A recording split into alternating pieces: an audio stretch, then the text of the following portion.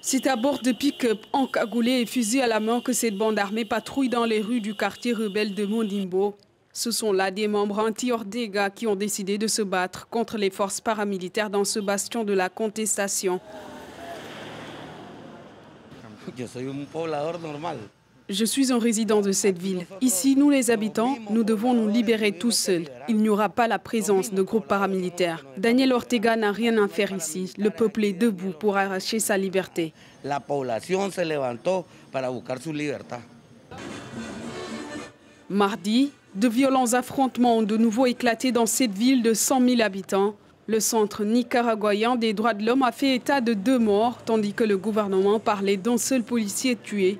Mais pour les membres d'Amnesty International, le plus urgent pour mettre un terme à ces tueries est de se retrouver autour d'une table.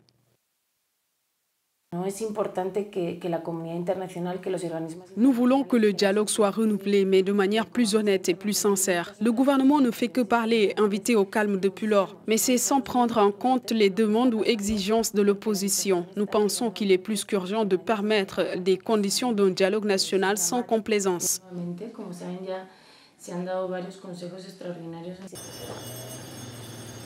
Ce mouvement de protestation dont les étudiants sont le fer de lance a été lancé le 18 avril dernier contre le gouvernement de Daniel Ortega à la tête du Nicaragua depuis 2007. Après l'avoir dirigé de 1979 à 1990, il est accusé par l'opposition d'avoir mis en place avec son épouse une dictature marquée par la corruption et le népotisme.